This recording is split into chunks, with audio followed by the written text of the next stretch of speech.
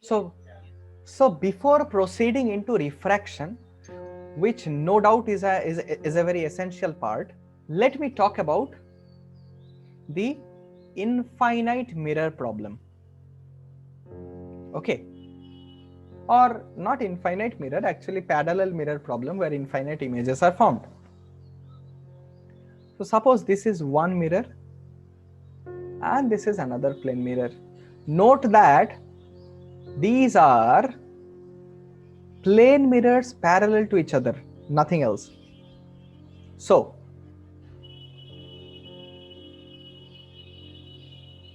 suppose I draw an axis where I will be keeping the object. So here, suppose I keep any object here, okay? I keep any object here. So the reflection, suppose this is mirror A and this is mirror B. The reflection of this object O in mirror A will be formed here, do you believe? Exactly at the same distance. How will it be formed? There are millions of rays going.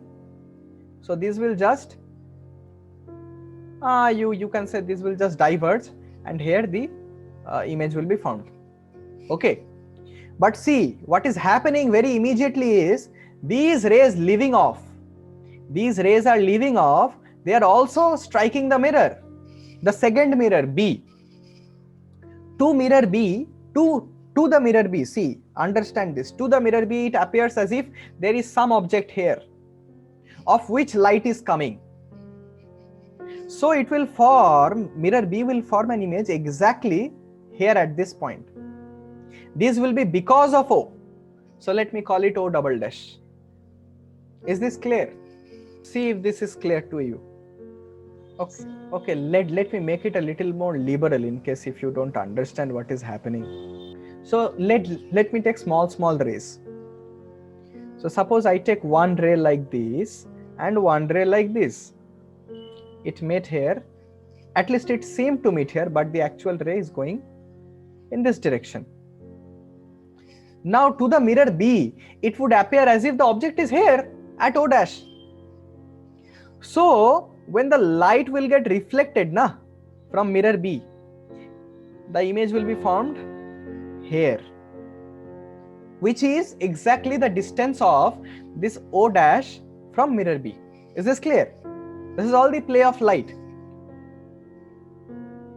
Now once again the reflected rays will hit this mirror, and to this mirror it will seem as if the object is here, but this is all virtual. But this mirror, to the mirror it will seem that the object is here. So it will once again form an image here, and this will continue. Therefore infinite images are formed. Are you getting my point? Yes, that's what you saw in the movie. So is this clear about infinite mirror?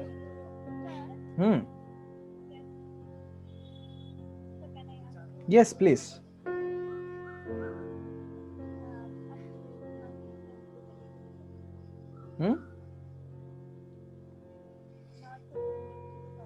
Yes, please, you can go on.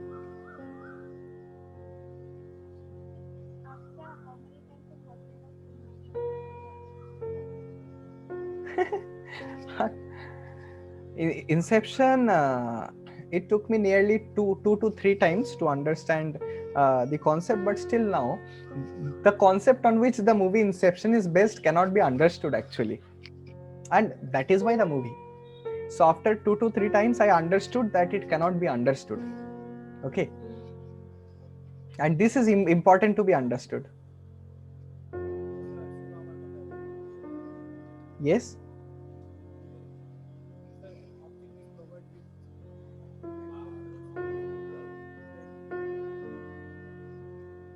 Like this. So these two sides will be infinitely giving you off image, and these two sides will be infinitely giving you off image. Simple. Yes, the way you look, that is how you will get the image. If you look up and down, you will see infinite images. If you look right and left, you will get infinite images. All right. So let's proceed into the topic of refraction. Have you had come at my place? I could have done some experiments. Anyway, let's proceed to refraction. I thought I would complete this chapter today, but this won't happen, I'm saying. So refraction, suppose a little more advanced concept. A little more advanced concept is there is a beam of light falling on the surface. Now, as you know that it will get refracted. Let me place it here. As you know that it will get refracted. Is that clear? Somewhat at a lesser angle? Yes, sir. Okay. Now, suppose this is the normal. I don't know why the normal does not try to come normally here. So this is the angle. And now suppose this medium is a little rarer. So suppose mu1 was denser, mu2 was a little rarer. So it would be somewhat like this. And ultimately air is the rarest medium, so it spreads off like this.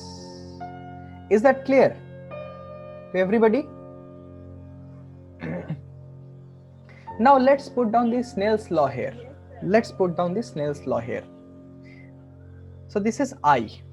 So I know that mu1 sine I, and this angle, let me consider it as R, is equal to, oh, so this is mu1. Let me consider it as mu naught. Mu naught sine I is equal to mu1 sine R. Is the Snell's equation clear? Okay. Clear, na? Yes. So now see, this is also a normal and this is also a normal. So these two normals are parallel. So if this is R, this angle is also R.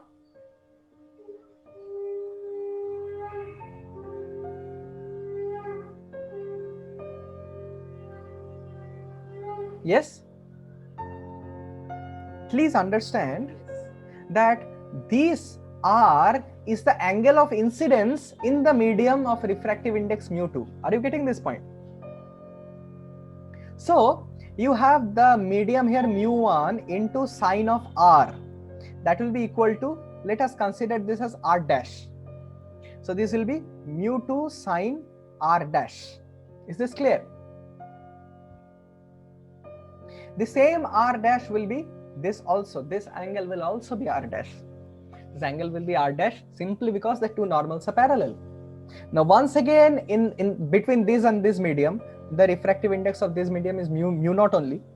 So I can say that mu2 sine R dash, because this is the angle of incidence at R dash, is equal to mu naught sine I don't know what. So let me consider it as angle of emergence E. Is this clear to all of you, the equations, the set of equations?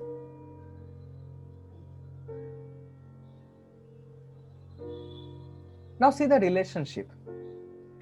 Mu1 sine R is equal to mu2 sine R dash, and mu2 sine R dash is equal to mu naught sine E. So can I say that mu naught sine I is equal to mu naught sine E? Because this is equal to, yes, this is equal to this and this is equal to this. So this is equal to this. Mu naught gets cancelled because it is in the same medium. So sine I is equal to sine E. That implies angle of incidence is equal to angle of emergence. That means the angles are same. It is just a little drifted down there, you can say. Nothing else. The angle remains the same if the medium is same. Is this clear to you all?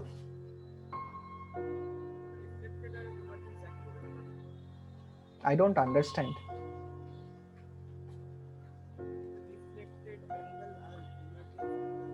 What are you trying to call as reflected? There is nothing reflected here. It is all about refraction. What is refracted angle? There are so many refractions happening. So we don't go on terms which we cannot define properly. Is this clear to you all? Please confirm so that I can proceed to the next part. Sir, clear. Okay, everybody? Yes, sir. Okay, now I hope that you can solve the problems. So there are 2 layers, 3 layers, 4 layers, 10 layers, 100 layers, does not matter. Okay, always the angle of emergence will be the same if the 2 mediums are the same. If the medium where it is going and the medium which is coming out, from which it is coming out, is same, then the angle of incidence and emergence will be same. There will be a deviation slight, but that's not the point. Okay. So let's come to lens. This is the last part of our chapter, and this is very easy. If you have a slight grasp over mirrors, lens is exactly equivalent. Okay, lens is exactly equivalent. So what is a lens? It is nothing but basically you can say refractive medium. Now why is lens so special? Because we can design the structures such that light refracts in a specific way. Is this clear?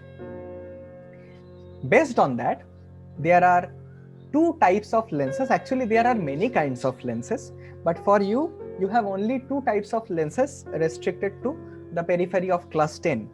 These are concave lenses and convex lens.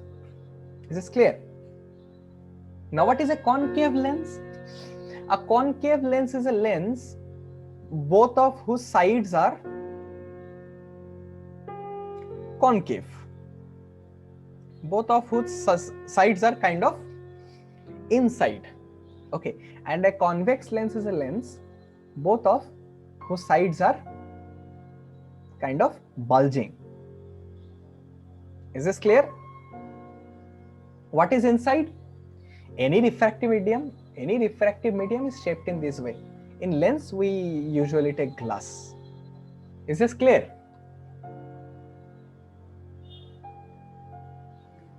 Just like mirror, where you had one curvature, here you have 2 curvatures like this.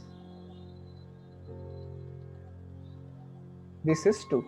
Similarly, here for this one you have a curvature, and for this one you have a curvature. Is this clear? Clear, na?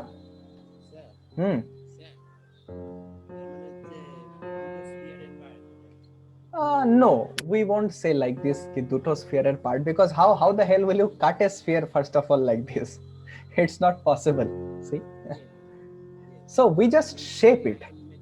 Yes, you can imagine like this. You can shape it like this. So for the time being in class 10, all you have is when the focal length of the 2 spheres are same. Okay, or they are with the same, I mean, all the parameters are same. I mean, the 2 circles are identical. One is not big, one is not small. In class 10, you have just one case. So you are bereft of many cases, which we shall deal later in class 12. But for now, you have only this. And one more condition is the lens is very thin. So the lens is actually very thin.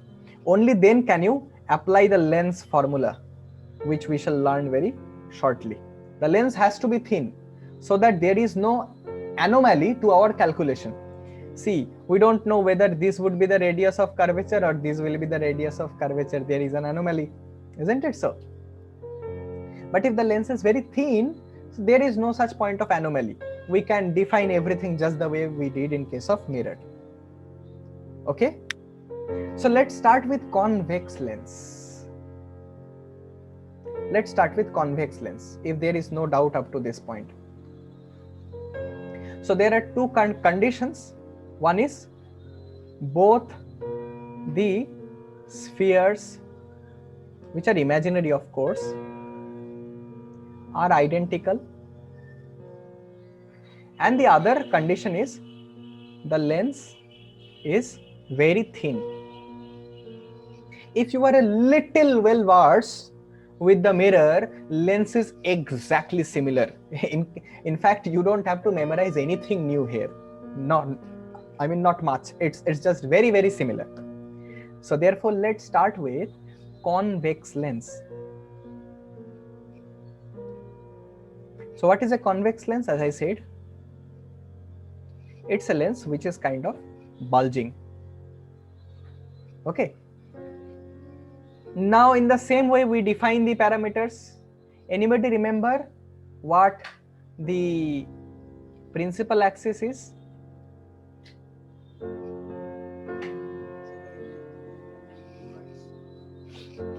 Yes, you can say like that. In lens, it divides the lens into two halves, two equal halves, and also it is actually the plane where objects are kept and experiments are performed generally.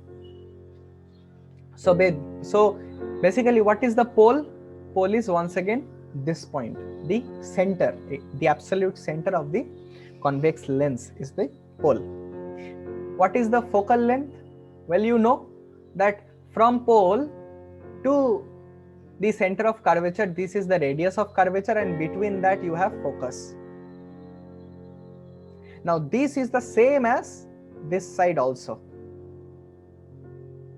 So here also, this will be the center of curvature and this will be the focus. Is this clear? Is this clear? Now there is a slight difference between mirror and lens. What is it? That in case of mirror, if you had light perpendicular to the principal axis, it would have reflected and got into the focus. But here it refracts and gets into the focus. Is this clear? This is the only difference. Convex lens is basically a lens which kind of concentrates all the rays of light. Are you getting my point? Convex lens is something which is used for burning the pieces of paper, as you see in the magnifying glass. You have a convex lens like this. If you hold it, rays of sun will come and it will concentrate itself at a point so that even a paper can burn. Is this clear? So basically this is what happens.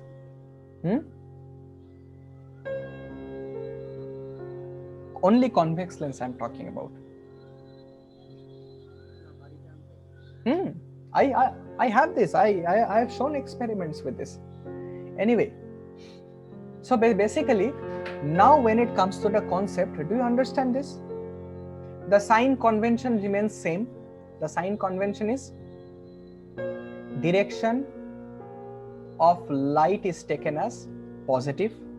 This is the first convention. Second is distance is always measured from pole.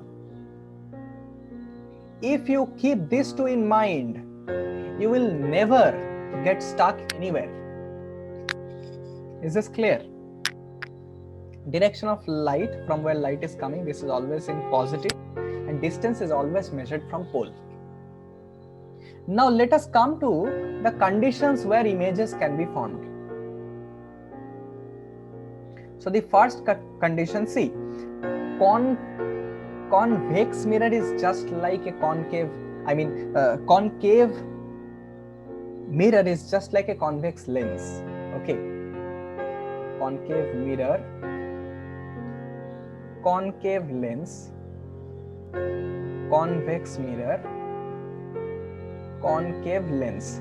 Concave lens behaves exactly like a concave lens exactly behaves like a convex mirror, and concave mirror exactly behaves like a convex lens. I mean here, convex lens. Are you getting my point? We shall see this here, exactly here. So the moment I am the moment I am talking about convex lens, you always think about mirror, concave mirror. You will get the analogy pretty straightforward. Suppose this is the pole and this is an arrangement is. The first case, this is when object is at infinity.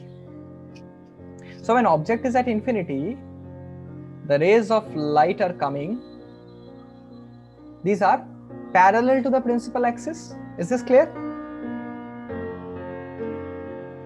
And if this is focus, then it will refract and it will pass through the focus. Is this clear to all of you?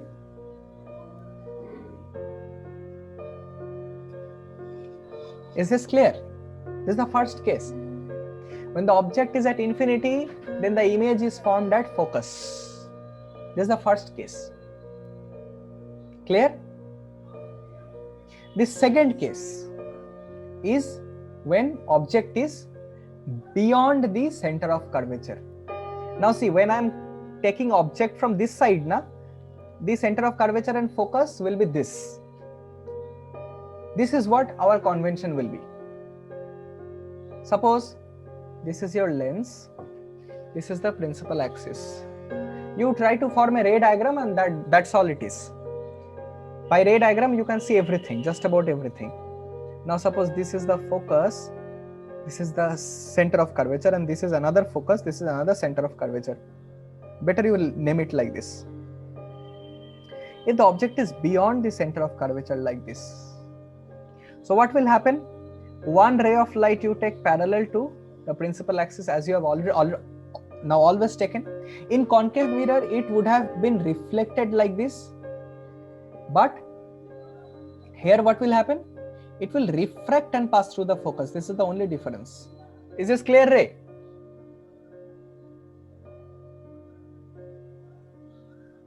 Is this clear? Okay. And the other case is that one ray of light which will pass through the pole itself will just go undeflected. You might have remembered in a concave mirror, when the incident ray hit the pole, it just reflected with the same angle. But here, when it hits the pole, it just goes on. I mean, there is no refraction happening. I mean, there is no such effect. Is this clear? This is how ray diagrams are formed. So here is the image. See how similar this is to concave mirror. If you remember concave mirror, this is what had happened. In a concave mirror, when the object was beyond center of curvature, the image always formed between center of curvature and focus. Do you remember this?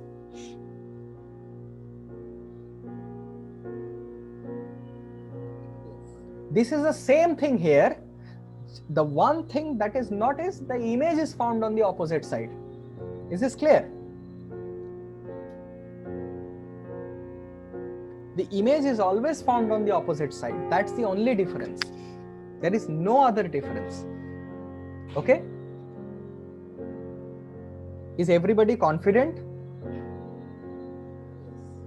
Now let's come to the next case. When the object is at the center of curvature. When the object is at the center of curvature, what happens? When the object is at the center of curvature, you have focus, you have center of curvature.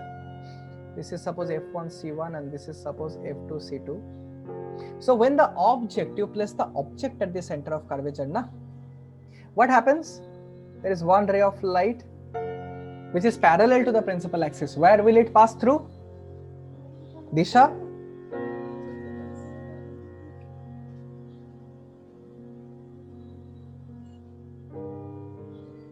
This will pass through the focus.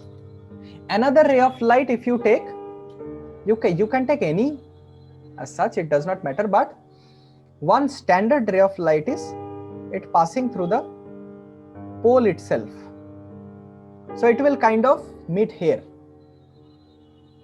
So the object, if it is placed as center of curvature, the image will be exactly found at the center of curvature, just like it happened with the concave mirror. The only one case different here is that the object is on the other side of the lens. Is this clear? To all of you, is this clear? Yes, sir. Everyone? Okay. Now suppose in the next case, what is the next case? When it is between center and focus. This is the next case. Between center of curvature and focus. Now what will be the situation? Now, can anybody guess what will be the situation?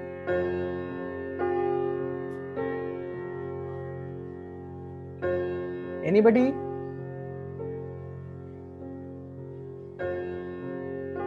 Can anybody guess?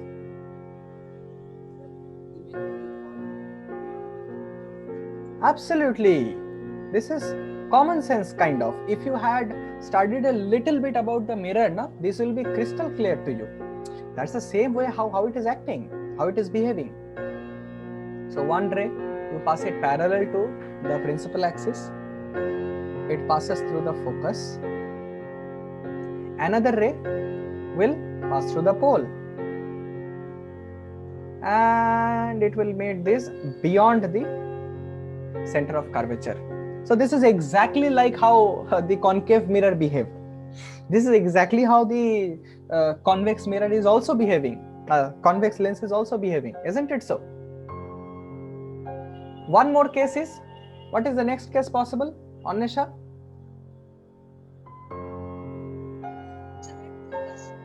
At focus. Yes. Now the next case is the object is at focus. So at focus, what happens? Can you guess? Very good.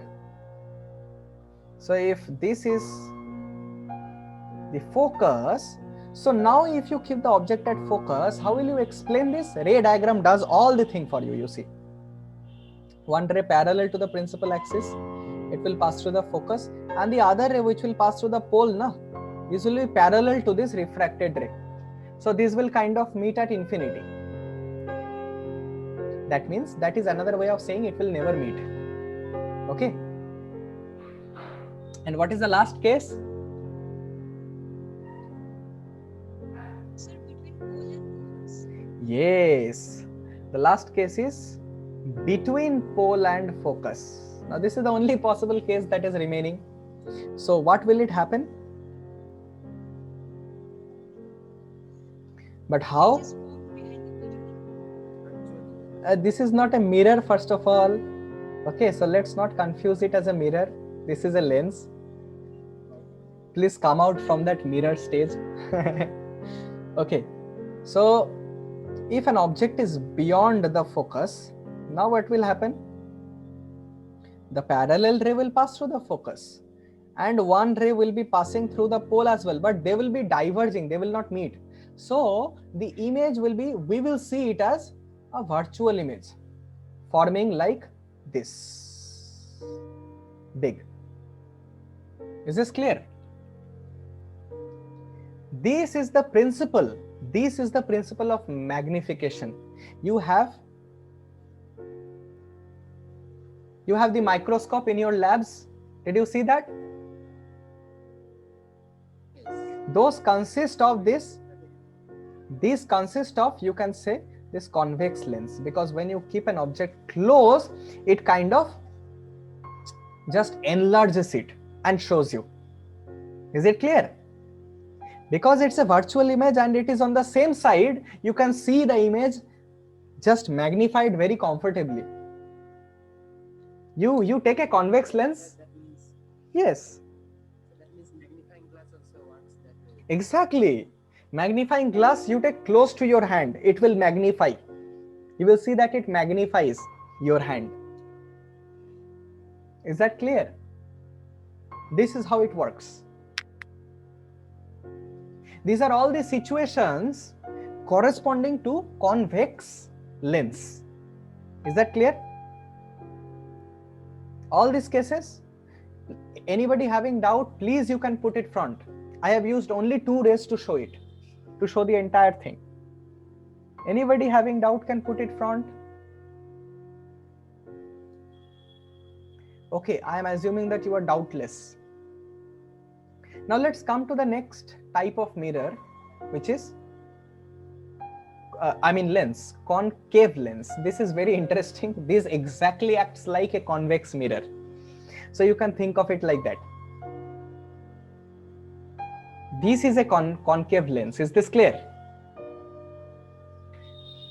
The job of a concave lens is always to diverge the rays.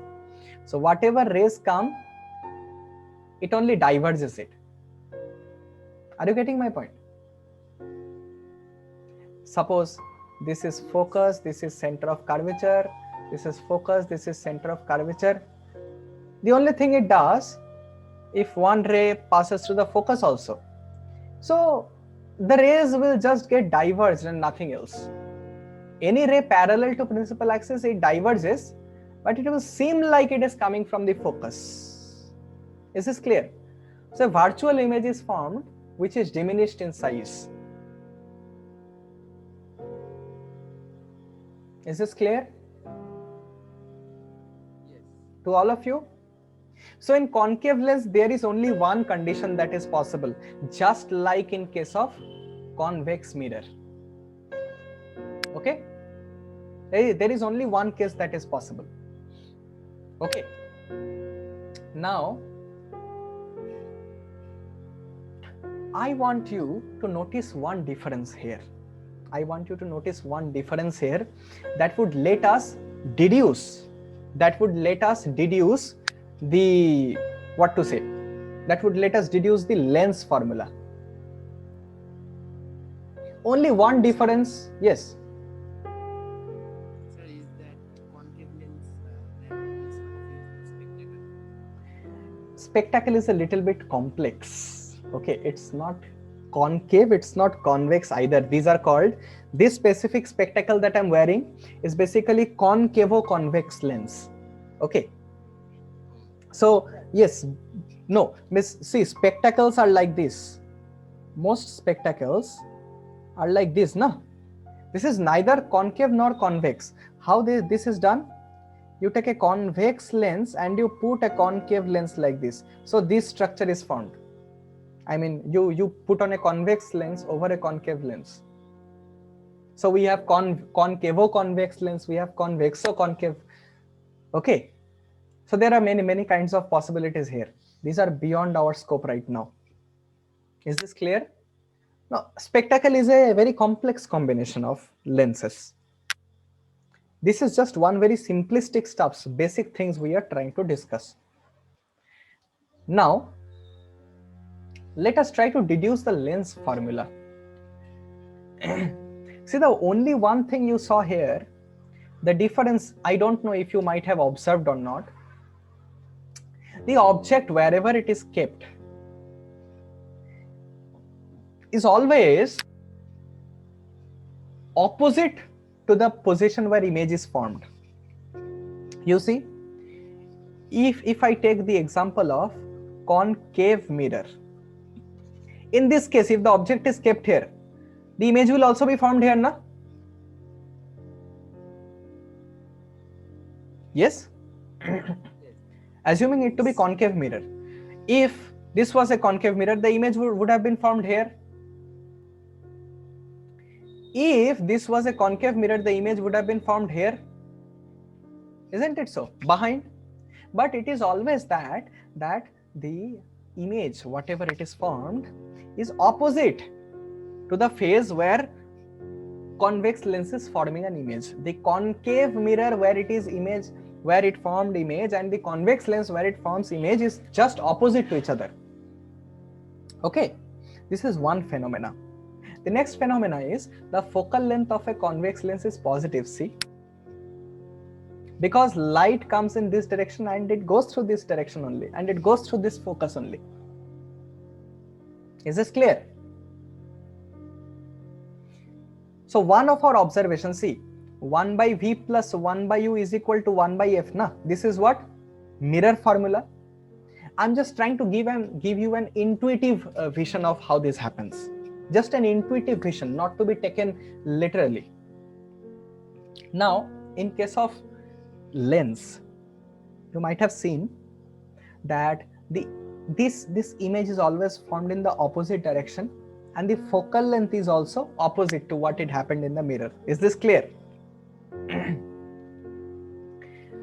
This kind of brings you to the lens formula. Anybody? I deduced lens formula from the mirror formula just by altering some conditions, nothing else. Because the refraction happened almost the same way as reflection used to happen. The protocols were the same of ray diagrams. Just in case of lens, the image was formed in the opposite direction. In case of mirror, if an object is here, image would be formed here. If an object is here, image would be formed here. But in case of lens, it's always in the opposite direction. Isn't it so? So V got into minus V. Similarly, focal length of a mirror was always negative here. I mean of a concave mirror, but the focal length of a convex lens is always positive because light comes in this direction and it refracts here. So from pole we get only positive focal length. So the direction of focus is also reversed. That brings us to the lens formula intuitively. Is this clear to you all?